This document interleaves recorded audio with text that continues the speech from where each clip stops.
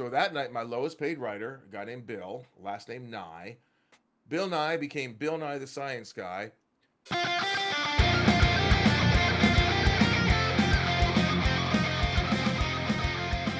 Welcome to Fry Your Chickens, the podcast about facing fears, negativities, and self-doubts that can hold us back. Or as I like to call them, chickens. Get ready because it's time to tell those chickens that are holding you back to shut the cluck up. We will learn how real people did exactly that. I'm your host, Phil Barth. Let's get ready to fry.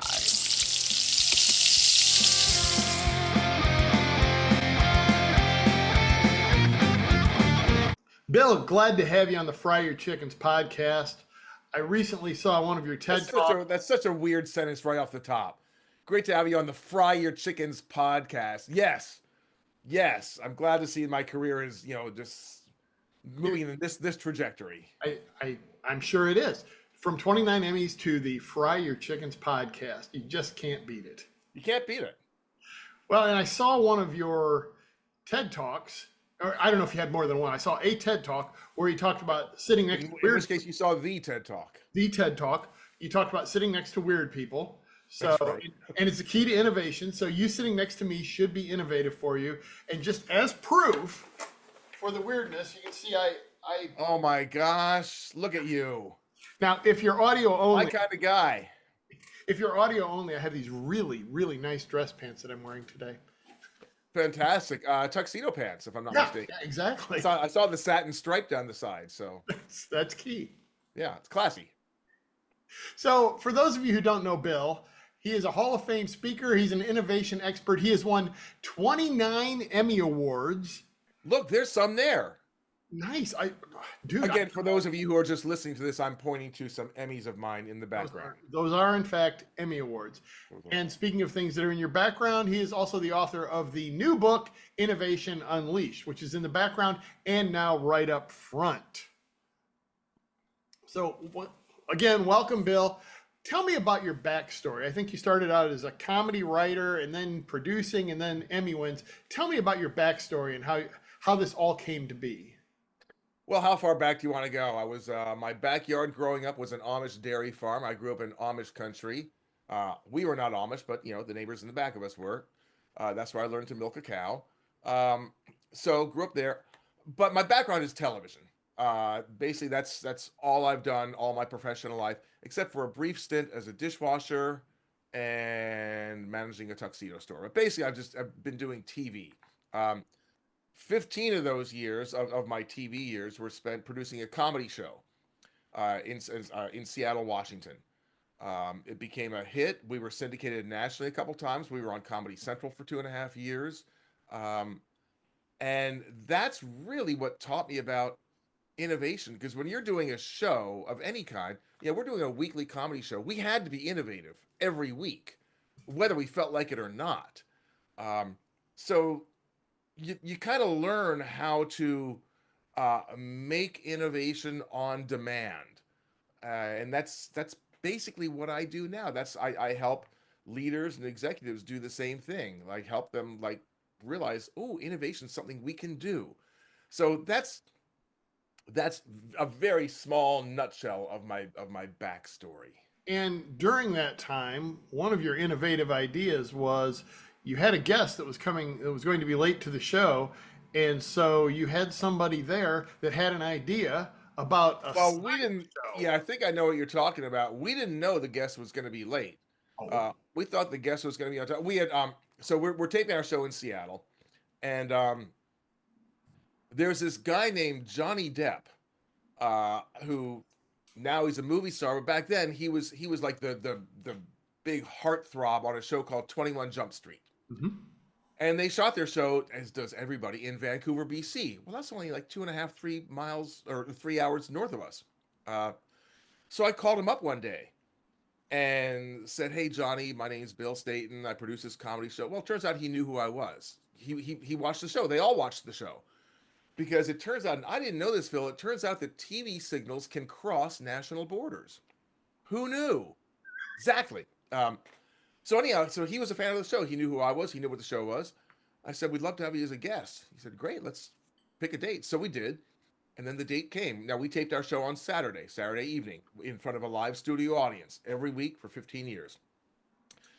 So that Saturday, we come into work and we're just like, this is going to be great. I mean, we got a genuine big name. This was the 80s in Seattle. This was before Microsoft and Amazon and Starbucks turned Seattle into this mecca. It was still kind of this backwoods kind of place, sort of. It was hard to get name guests. We didn't get a lot of name guests on the show, but we got one. We got Johnny Depp. Johnny Depp's going to be on the show. We're so excited. We're pumped. We're vibrating with anticipation until around noon, I guess maybe 11 in the morning, noon, something like the day of the show. Johnny calls me and he has to cancel. He was very nice about it, but they scheduled reshoots for Jump Street, and he's like, I'm sorry, I just, I can't get out of it. I tried to, I can't get out of it. Okay, so now we've got a few hours left, and we've got this big hole in the show to fill, and we're thinking, okay, who can we get as a guest? Because it's the guest slot. We're looking for a guest to interview. Obviously, it's got to be somebody local. There's no time to fly anybody. It's got to be somebody already here in Seattle. Okay, so that limits us. So we start tossing out ideas like, the Seahawks. What about one of the Seahawks? Mm-hmm. No, they're out of town this week. What about that cute new anchor at Como TV? No, she's in rehab. Which she was, and then eventually got fired. But it went on and on. Like, we're just tossing out these names. So and so, no, they're sick, or this person's not available, or they're terrible guests, and all of a sudden, there's the clock, because we've got to do a show. We don't have the option of just running a slide saying, sorry, we couldn't get our act together. No show tonight. And we got an audience that's going to be coming in, and it starts getting later and later, and we're just coming up, with nothing. We're running on fumes here. Until one of my writers, as you said, in fact, it was my lowest paid writer, kind of like, the junior writer, pops his head up and says, well, look, maybe I could do something. If we could just get some liquid nitrogen, maybe I could just, it's like, shut up. The junior, we're looking for a guest to interview, and he's babbling about liquid nitrogen. And, but all of a sudden, it gets later and later, and finally it's like, oh, all right, Bill. His name was Bill also. What's this liquid nitrogen idea? And he says, well, you can do cool stuff with liquid nitrogen. It's very cold. Like, you put an onion in, put a marshmallow in there. You can do cool things. Like, okay, we have we got a show to do. And so that night, my lowest paid writer, a guy named Bill, last name Nye, Bill Nye became Bill Nye the Science Guy. Just a week ago, Monday, I was in Los Angeles on the Hollywood Walk of Fame watching Bill Nye the Science Guy, my junior writer, get his star on the Hollywood Walk of Fame. All because he was different than we were. We were all writers and producers. Bill Nye was and is a science guy. He's a mechanical engineer. He went to Cornell, studied with Carl Sagan. He knows his science, and he saw the world differently than we did. And I almost missed it. But fortunately, that happened. Where did you find the liquid nitrogen? Bill knew a guy. Okay, I should have figured. Yeah. He had access to liquid nitrogen, all kinds of things. There's a lot to be said for knowing a guy, or knowing a guy who knows a guy. Yep. And it was a hit. I mean, it was supposed to be just a one-time thing, but it was so good and such a hit that like 3 weeks later I said, can we do another Science Guy? And then it took off. Worked out well for Bill. Yeah, I did all right. Yeah. And I have gotten to present at schools when I worked with International Paper. We had a steady supply of liquid nitrogen to test things with. Sure, of course, like you do. Yeah. So who doesn't, right? Right, yeah. And we would go out and we would do things with dry ice and liquid nitrogen. So right. the onion and the all that kind of stuff. Yeah, Yeah, the rows and here the petals get crushed and all that fun stuff. It really was a lot of fun. yeah. I'm not Phil Nye the Science Guy. I do enjoy playing with the occasional Phil, liquid nitrogen. Phil Nye the Science Guy. That's good. Yeah, it's a good thing his last name was Nye. Right. Like Wex, Bill Wexler, the science just doesn't work. Just doesn't work. Science Hexler. I don't I, know. I'm trying to think of a last name that would rhyme with dude because that would work. But anyway. that would work. Yeah. But yeah, it worked out quite well for him. He probably needs to send Johnny Depp a thank you note that hey, or the producers of 21 Jump Street who made Right. yeah. That Thank yeah. you for the To this day, I'm pretty sure, unless Johnny has seen my TED talk or heard me speak someplace, which I think I would know about. I don't think he's aware of his place in the development of a cultural icon. wow. And he might have seen him though. If you think about it, he was still probably watching your show. Oh, that's right. He might have seen the show that night. Yeah, I never thought about that. subsequent ones. That's really cool. He very well might have watched the show that night. Maybe he knows. He Maybe might he just does know. wow. Maybe he does know. Yeah. If I ever bump into him at an airport or someplace, Yeah. we'll have a nice conversation. Him and was it? I think Peter DeLuise was the other guy, his sidekick. They probably Oh, sit was it? eating popcorn. Dom's son eating popcorn and watching Bill Nye. Could be. Could very well be. Tell me about your book, Innovation Unleashed. Why did you write it now? And- What, this thing? Yeah, that thing right there. I wrote it out of frustration, Phil. I think really, as you know, I mean, I'm a keynote speaker. That's what I do primarily. I do other things. I do workshops and strategy sessions and things like that too. But primarily, I'm a keynote speaker. I speak to groups, organizations, associations, businesses about innovation, creativity, how to think differently about what they do, so that they can see the opportunities that the other people miss. That's what I do. And I got so frustrated because so much of the time, most of the time, I would go into these organizations and they'd say some version of, well, we're just not creative. Yeah, or I'm just not creative. Innovation, that's for like Steve Jobs. That's for people who want to invent the iPhone or the rocket ship to Mars. That's not us. We build widgets. We're not that. And it just really frustrated me that these people think that innovation is something that's only for the others, not for them. So that's why I wrote the book, because innovation is for all of us. We're all innovators. We just don't know it. And here's the thing, Phil. It's easier than people think. People think that to be an innovator, you have to be an inventor. You have to understand algorithms. You have to be a computer programmer. You have to understand. You have to have a soldering iron and be doing. No. That's not what it's about at all. That's not innovation. Yes, those can be innovation, but that's not the totality of innovation. Innovation is really just about seeing a problem and solving it in a new way. That's it. So that's why I really wanted to write the book, so that leaders and their teams could read it and go like, oh wait, oh well, this is, I can do this. It happens in my keynotes and my workshops all the time, where I'll have the attendees do an activity. It's a fun, easy activity. I've got a few of them that I'll move in and out, and you see them, and there's always a point.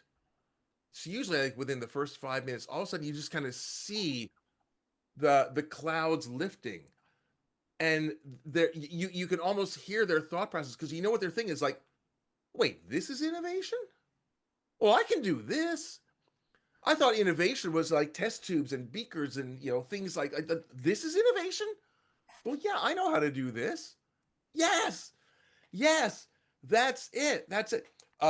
The other day, I think you may have seen it. I wrote something on LinkedIn, a LinkedIn post about what is now one of my favorite innovations. It just occurred to me a couple days ago. I was driving my car and had to get gas, and In fact, I think you may have commented on this that every now and then you'll get like a rental car or an older car, or like for those of us who were driving before 1990, um, you pull up to a gas station and invariably you pull up on the wrong side, right? Because they're like, oh, the tank's on the other side of the car. Well, in 1989 or 1986, I can't remember, there was a guy who worked for a car company and it happened to him in the pouring rain. And most of us, here's what happens. Most of us hit an obstacle, a roadblock, a brick wall, like that, like having to get out in the rain and finding it, oh, I'm on the wrong side. And most of us, that's where we stop. We whine and complain about it, and that's where we stop. The innovator just does one more step, just one more simple step. They ask a question: how can this be better? The rest of us just whine and hope that somebody else comes up with a solution. The innovator says, what might that solution be? That's it. That's the only thing that separates the innovators from the non-innovators. So this guy, whose name escapes me right now because I'm not reading my post, he just thought, well, why don't we just put a little arrow on the dashboard? I mean, now you get in a car, and any car made since like 1989 or 1990, I think that's kind of when it became standardized. You look at the little gas tank icon, gas gauge icon, and there's an arrow. And it's pointing to the side of the car where the gas tank is. That's an innovation. Is it the invention of the iPhone? No. Is it a super rocket that can go to Mars and come back the next day? No, it's not that. Does it solve a problem? Yes. It solves a problem. That's it. That's all innovations. And we all have problems, and these problems come in all sizes and shapes. Some are big, some are small. Therefore, some innovations are big, some are small, and we can all do it. It's just comes down to asking that one other question. Oh, how can this be better? That's that's where innovation starts. I love that. Yeah, I love that story. And like I said, it's rental cars, right? Yeah. I know where my gas cap is, but if Right. I'm driving a rental car, I got to look and find out so that I You don't. got to look and find out. I really wish I'd come up with that. I'd thought of that before I wrote the book because I would love to have included that story in the book. But I've got other stories very, very similar to that of everyday people who just solve an everyday problem in a way that affects us all. One of my favorites, which is also not in the book, I don't think it's in the book, um, is I travel a lot. You travel a lot. We spend a lot of times in hotels, and for the longest time, you go to a hotel, and unless it's like a five-star wonderful Ritz Carlton, which is not where I normally am staying. It's lovely when a client will put me up in a place like that, but that's just not the norm. Mhm. Um, you go and you go to take a shower, and there's always this plastic shower curtain, right? The plastic shower curtain. You turn on the hot water, and what happens? The curtain, for some reason, rushes toward you and tries to envelop your body with this cold, clammy plastic, right? Yeah, I mean that happened for years and years and years until finally some smarty pants thought, this, how can this be better? Not just whining about it, not just complaining about it, say, how can this be better? And he or she, I don't know who it was that did it, came up with, well, what if the shower rod were curved out? yep, That's an innovation. It solves a problem. We don't even think about it now. right. That's an innovation. It solved a problem. That's why I wrote the book, because that's what innovation is. Innovation is just finding the problems in your own world, in your clients' worlds, and going like, "Ooh, how might this be better?" And for me, it solved the problem of getting a call from the front desk saying, "Hey, the room below you is complaining because the water is running down from the floor into their bathroom." Yeah, exactly. See, it solves many So problems. many problems. You know, Yeah, you might want to reconsider your showering technique, though, Phil. I'm just maybe. the curve thing that means I'm fine now. Yeah, exactly. Yeah.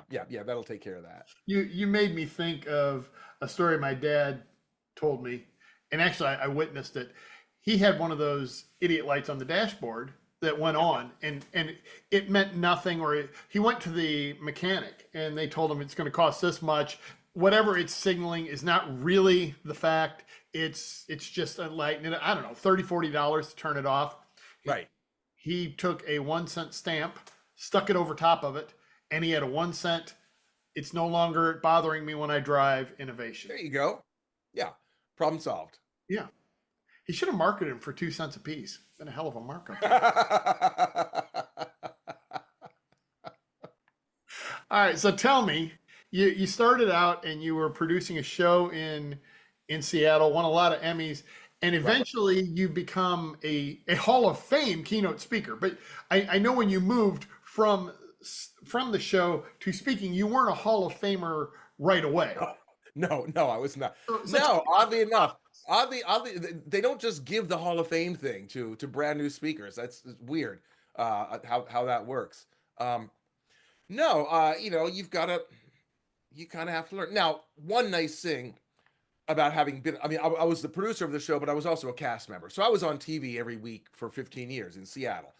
So I had local celebrity status in Seattle. Um, when you're on TV, you get asked to speak a lot at civic groups, chambers of commerce, schools, things like that. So I was used to speaking in front of audiences. I also did the audience warm up every week. It was fairly easy to get booked in Seattle because the show was enormously popular in Seattle, hugely popular, and you know, all I had to say was, "Hey, I'm available." Boom, and the phone just kept ringing, ringing, ringing. And then eventually I started charging for it, charging money for it, which is a critical move in my professional speaking career. Um, but it did give me, and for any people watching this or listening to this who might think that, oh, maybe I'd like to be a speaker, it did give me stage time. And stage time, it's like, Malcolm Gladwell talked about the 10,000 hours, uh, Hmm. which is a number he just made up. But still, the point is, you do the reps. Right. You do the reps. That's how you get good. That's how you start to develop your message. That's how you start to realize, oh, here's how to tell a story, or here's how to craft a message so that it sticks, so that people can really hear it. Um, we've all heard speakers talking about any number of topics, and they just lose us in the first 5 minutes, and I don't know where this is going. It's Right. meandering. You start to learn the craft and the business. Um, so eventually that started to happen, and I started to figure out, oh, this is what my message might be. And I thought, okay, what are my skills? I'm a TV producer. I can write jokes. I mean, I wrote for my own show. I wrote for the Tonight Show. I know how to write jokes, but you're not going to get rich writing jokes. Um, and okay, I know how to produce a TV show, but I I only really want to produce a TV show like mine was, a comedy show, and there aren't very many of those. So I was looking at my situation again, through these blinders, through this limited lens of I'm a TV producer, I'm a joke writer.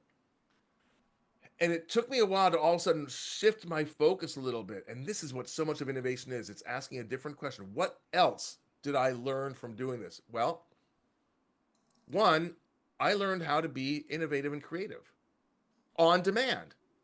That's a valuable skill. Is that something that I can teach? Yes, it is. I mean, I had to kind of reverse engineer. Okay, so how did we do that? And so I've done that work. I reverse engineered. How did we do it? That's what most people don't know.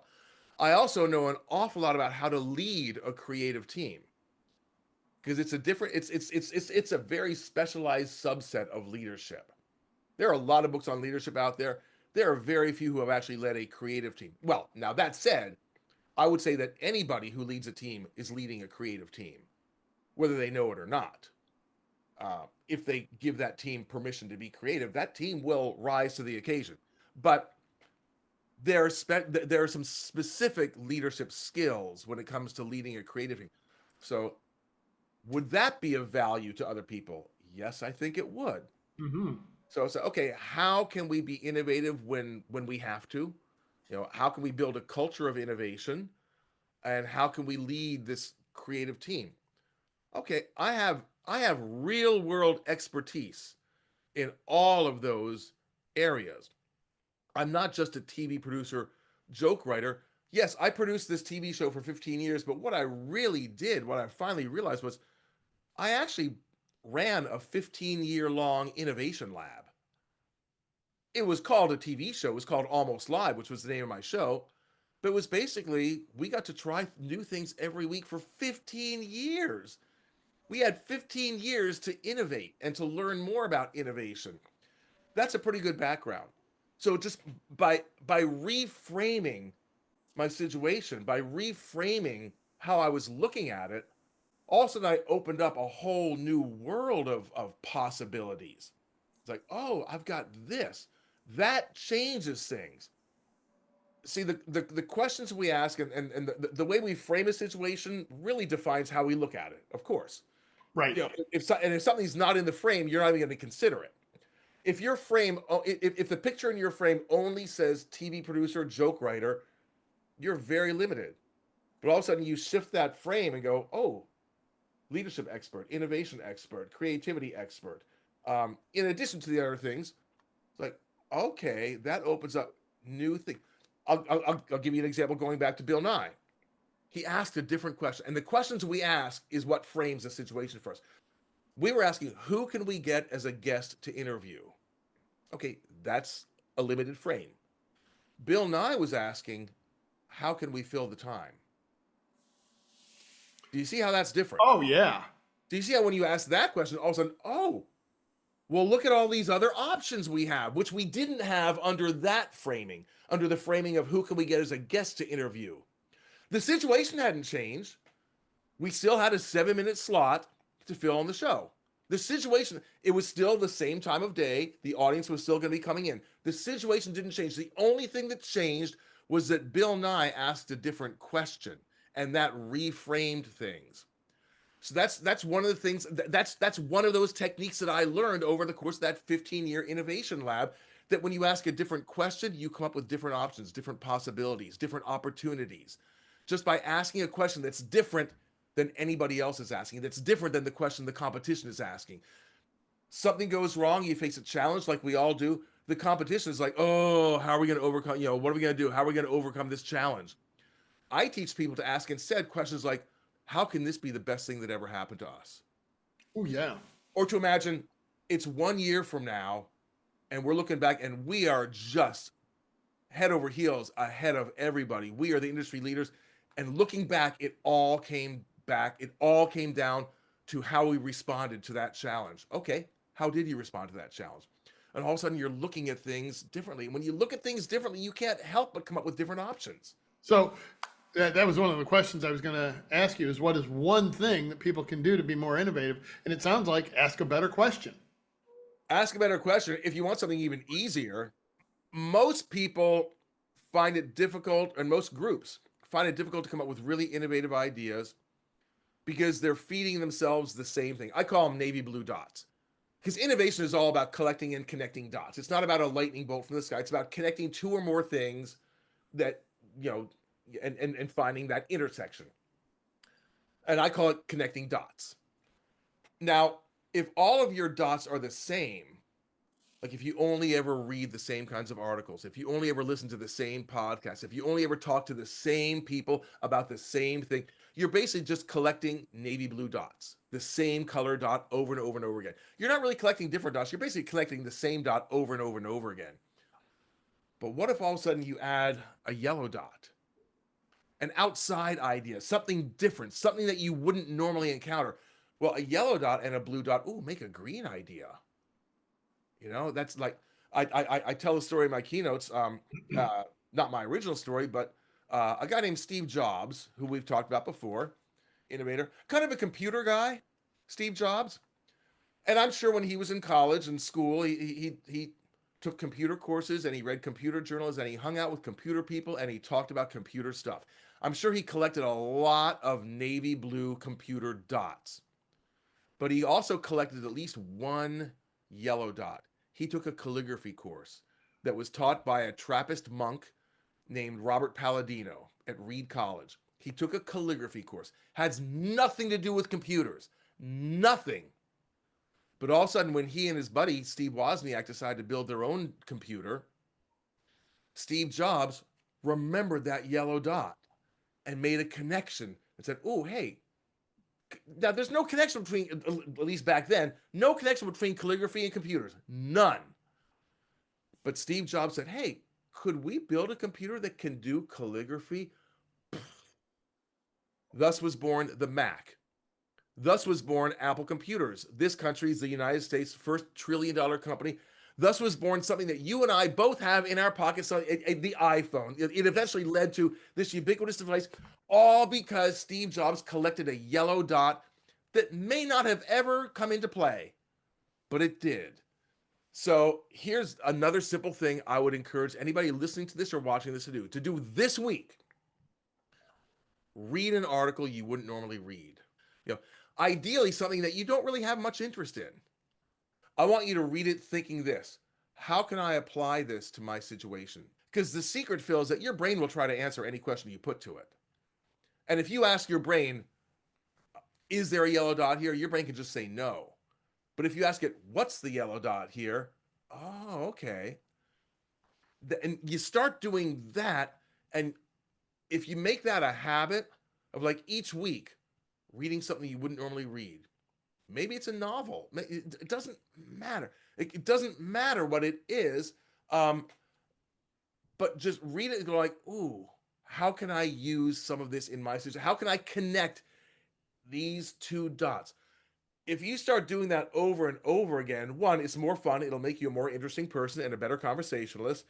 Two, your brain will start to get the idea, oh, we're doing this connection thing. Okay, oh, so you're serious about this. And you will start to see connections everywhere. And all of a sudden, your team's going to look at you and think, well, how did you get so innovative? How did you get so creative? And in my experiences, I kind of fell into this last year. I don't know, I can't connect the dots directly, but I looked at my reading list and what I had read, and it was nonfiction, biography, nonfiction, nonfiction, nonfiction. I said, okay, that's it. It had been 2-3 years since I'd read any fiction. I said, I'm going to read The Count of Monte Cristo. Oh, nice. And it took a while. Yeah. And Oh, yeah. I followed that up with Lonesome Dove. It was like the 2 longest books I could find. And I don't know that I can connect the dots from The Count of Monte Cristo to being more innovative. But I do know my mind was opened up, and I just started seeing things and coming up with ideas that if I had just stuck with the next on the business bestseller list, I don't think it would have happened. No, because now look, there's nothing wrong with that. No. I read the business books also. But I also a friend of mine just read for the first time, so I'm going to reread it. I've read it like 3 times. Ken Follett's Pillars of the Earth. Okay. Possibly my favorite novel. Love it. It's 1,000 pages. It's a big book. But here's the key: you collect those yellow dots the connection might not happen immediately. Right. Steve Jobs took that calligraphy course, not really even thinking about a connection. Not thinking about, oh, how can this apply right away?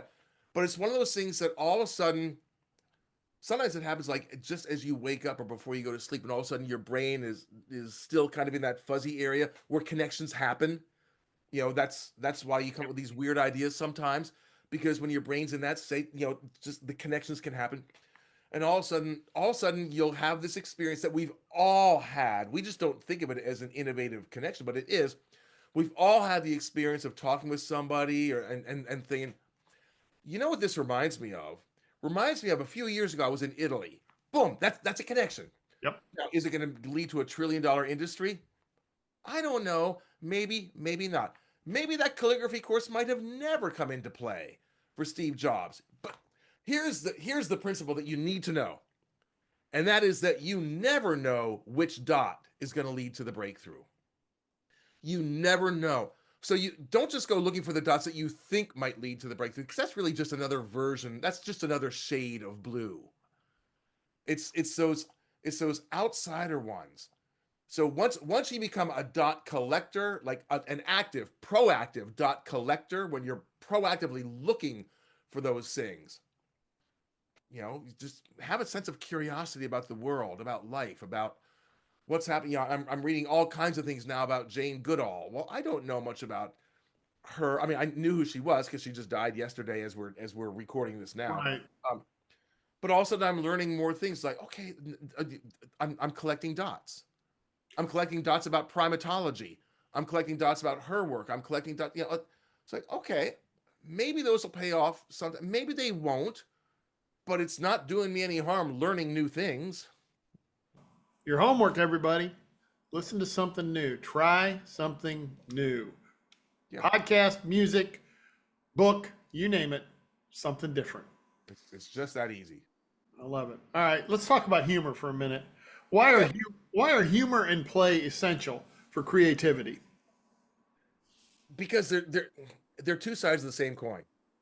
I think at one point, I can't cite this study off the top of my head, but they did some fMRIs, functional MRIs, um, and people I know like people who really check this out are going to go, wait, what he's saying was wrong. But somehow they check people writing jokes and coming up with creative ideas. The same parts of the brain light up in the exact same order. It's the same process because humor, writing a joke, is basically connecting two or more things that don't normally connect. And when you connect them, boom, that's the surprise. In humor, we call it the punchline. In creativity, we call it the iPhone. You know, you connect two or more things that don't normally belong together. Um, that's what it is. Also, people who write humor tend to be curious about everything because again, you don't know where the joke's going to be. It's humor is all about making connections that shouldn't happen. That's really what it is, and that's what creativity and innovation is too. Um, Plus, when you're laughing together, especially as a group, as a team, if you laugh together about something, uh, inhibitions tend to go down, and judgment tends to go down. Love it. I don't know if it was you and I that were talking virtually or somebody else, but I said if I were to graph all of the bosses I've had over my career when I was working for international paper, and I graphed them on how good of a boss they were and how good their sense of humor was, it would be a linear relationship all the way from Right. bottom to top. No Right, sense of right. Oh, humor that's really good. equated to lousy boss. The best bosses I had an incredible sense of humor Right, right. because it lowered resistance. If I had a problem or something went wrong, I knew we were gonna be able to laugh about it and Yeah, just I'm gonna get my head handed to me or yeah, stupid. Just a linear relationship all the way. I'm not going yeah. to do that because then I couldn't possibly resist the urge to label them and send them to all the people I know. So I'll leave that. But yeah, Right. absolutely. Sense of humor. I hadn't thought about that, but I guess I'm thinking back on the bosses I've had. Yeah, yeah, absolutely. I'm guessing most people watching slash listening to this could probably do the same thing. Going, yeah, you're right. Um, which is great for also talent retention Oh because, as yeah. you know, the studies have shown we don't leave jobs, we leave bosses. I mean, most of the time people leave, it's because of their immediate superior. And if they have a good sense of humor, you tend to like them more and you tend to want to stick around more. I mean, so it's cost effective for organizations to embrace that sense of humor. It doesn't mean it has to be a comedy club. Doesn't mean they have to be a joke writer or a comedian. No. It's just having that anyhow. No, I remember this would have been 2022. What's this year? Yeah, 2022 when my Cleveland Guardians were in the playoffs and they had a game against the New York Yankees and the CIO said, "Can you be here for this meeting?" And I said, "Yes, unless they beat the Yankees and then I have my friend promised he'd get me tickets to the league championship series or the World Series." Right. The CIO was a fan of the Yankees. He goes, "Oh, that ain't gonna happen. We don't have to worry about that at all," and just started laughing. And then he said, "Yeah, but if it does, I It understand." does. If it does, yeah. But, That's great. major CIO of a major Fortune 100 company, and he had a great sense of humor. That's fantastic. Oh my god. And it makes such a difference. Yep, it Such really a does. difference. All right. So speaking of humor, the question I ask on the podcast of all our guests, a Chat GPT generated question from a while ago, Okay. because I don't have the creativity to come up with something like this. Which would you rather fight? First of all, that's not true, but okay, we'll go with it. Well, it popped up and I was like, that's really good. Okay. Which would you rather fight? One horse-sized chicken or 100 chicken-sized horses, and why? Oh my goodness, this is such an on-brand question for you, Phil. So, okay, which would I rather fight? One horse-sized chicken or 100 chicken-sized horses? Uh, Oh my good! Look at the visual. The visual Yeah. aid For right those there. for those of you who are not are listening to it, it's the Red Rooster of Regret, 29 inches, available on Amazon.com. I don't get any revenue from it, so you can. 29 inches. So basically, for me, that translates into 1 inch per Emmy. Because Yes. Yeah. Exactly. yeah, wow. Wow. Um, all right, I've given this careful and considered deliberation. Uh, I would immediately rather fight 100 chicken-sized horses, and here's the why. Um, because a horse-sized chicken is basically an ostrich, and I have been chased by an ostrich. I've had an ostrich come after me, and I realized if there hadn't been a fence there was no way I was going to win that battle. No way I was going to win that battle. Because you and I both know that because we've watched the Jurassic Park movies, that chickens are dinosaurs. Right. Chickens are basically dinosaurs. Horses are not. So I think I would rather and plus horses are cuter. So even if I lose the battle between the 100 chicken-sized horses, um, it's not a bad way to go, I guess. I love it. That is No, what I'm okay. So I have to know because you're the rubber chicken expert. I mean, you are the chicken guy. What's your answer to that? my son, who hasn't been on the podcast, but I asked him the question, had the best answer I've come up with, and one of our guests said it too. Do I have a weapon or do I not? And I was like, oh, yeah. You know what? That's So, in the event of, I think, in terms of storytelling, which is one thing a speaker would want, it would be an epic story of how I defeated a horse-sized rubber chicken, a horse-sized regular chicken. it would. It would not be how I kicked around 100 chicken-sized horses and broke their legs and stuff. So, Oh yeah, I can see that might alienate you with the audience. and if you're thinking about after I defeat the creature, what does dinner look I like? love how you're already pre-assuming that you are gonna become victorious. If I win, After I defeat the creature, sure, that's what's who gonna happen. wants to eat this chicken-sized horse? Nobody. Who wants to eat this horse-sized chicken? You got to line out the door. Theory. I'm still sticking by my answer, but I cannot fault that logic. I agree. I have actually posed this to several major AI models and the debating that they went through. And then I also said, now pretend you're Mike Tyson. What is the equivalent number of Oh, of chicken-sized horses that would make it a fair fight? And I I- did several others. And then I said, what if you're Douglas Adams? Hoping that I would get the answer 42. right. Every single model said 42 except for two. Gemini said 42 billion. So Oh, we give it credit for 42. Okay, And for- Grok, the one that Elon made on Twitter, right. came up with 13. I'm like, really? No, You- no, No, wrong. you are a Wrong. bad model. I sent it to bed without its dinner. Yeah.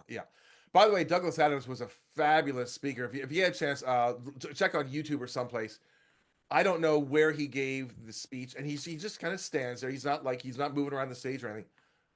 Hilarious. I mean, insightful, hilarious, great speaker. What a loss. That's that is a trilogy, a 5-book trilogy that I reread every few years. So By the way, your son's first question, in response to that question about would you rather fight a horse-sized chicken or 100 chicken-sized horses, when he said, "Do I have a weapon?"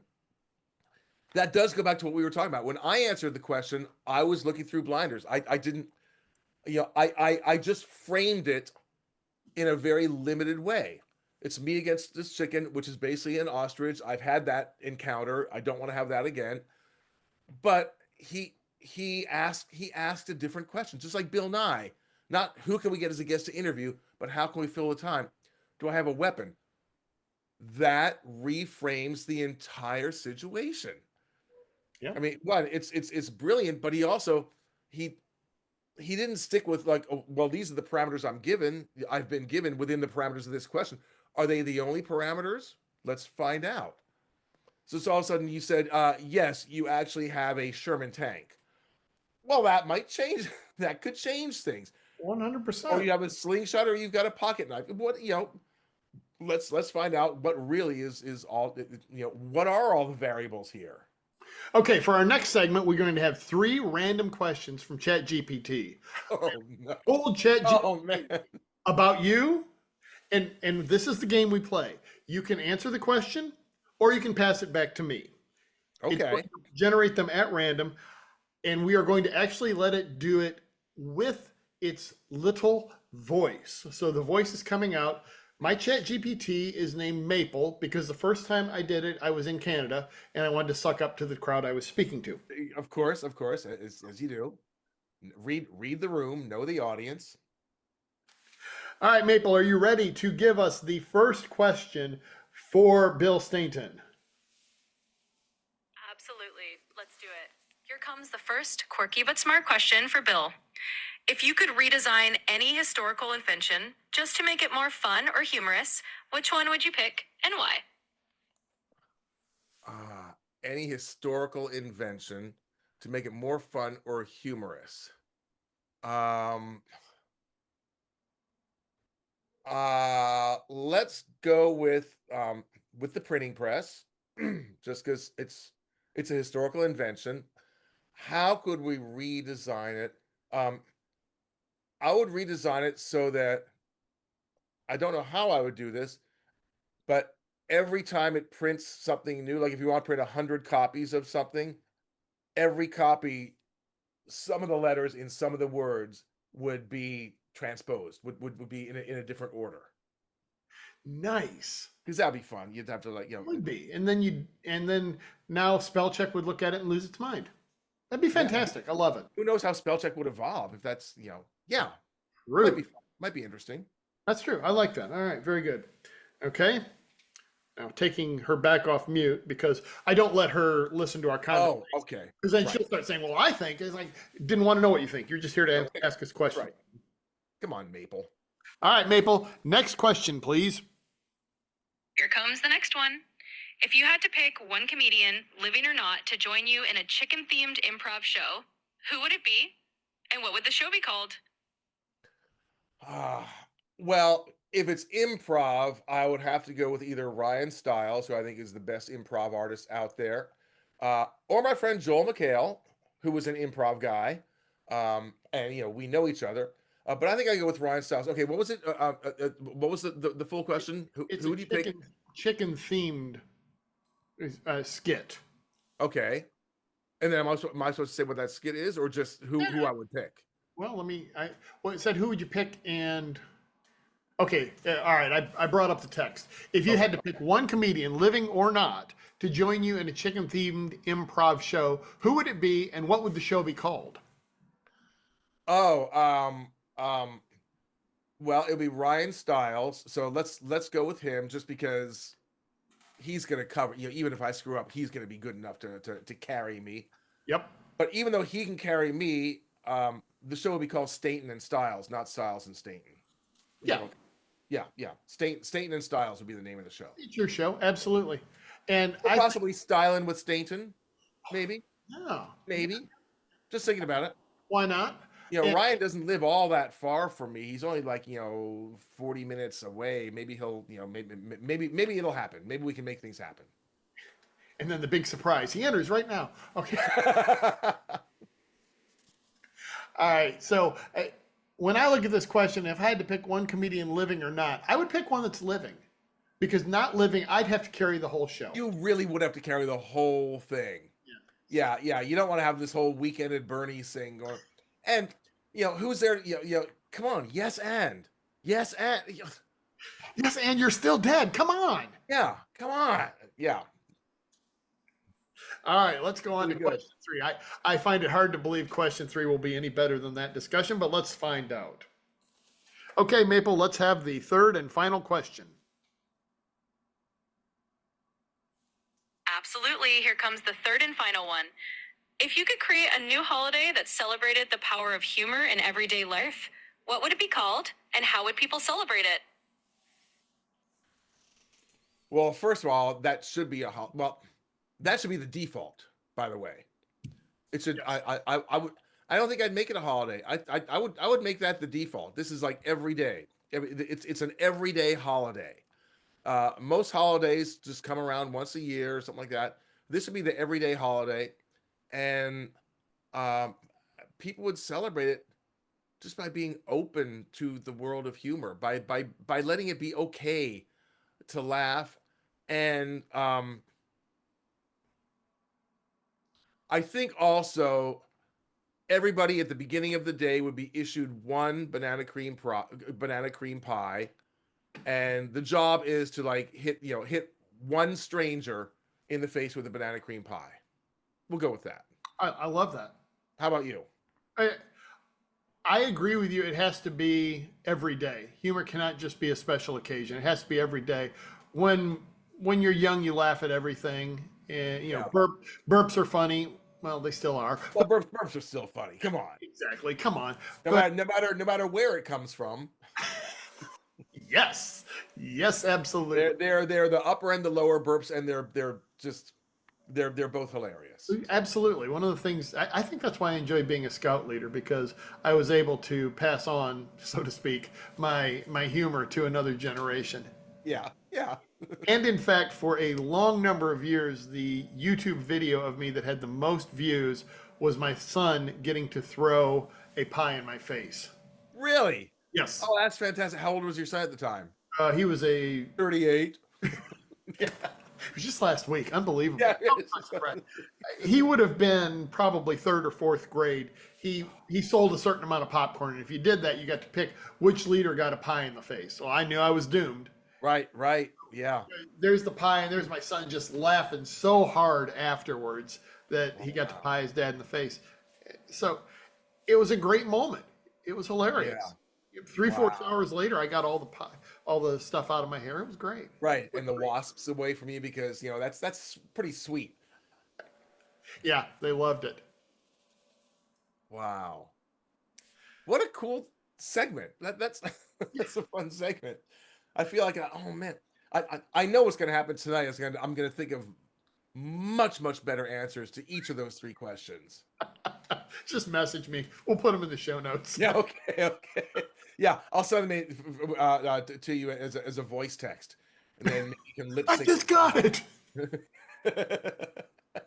Aha! Bill, this has been great. Any last words that you'd like to share with the audience around innovation or anything else?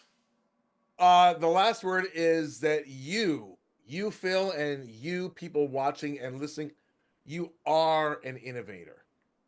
Innovation is not a private club to which you're not a member. Innovation is an open playground, and we are all welcome to play. So come on in and have some fun. Fantastic. Bill, have a great day. Thank you for helping me help a lot of people. Hey, it's Phil. Like today's show? Well, you'll clucking love my Fry Your Chickens newsletter on LinkedIn and Substack. Links are in the notes.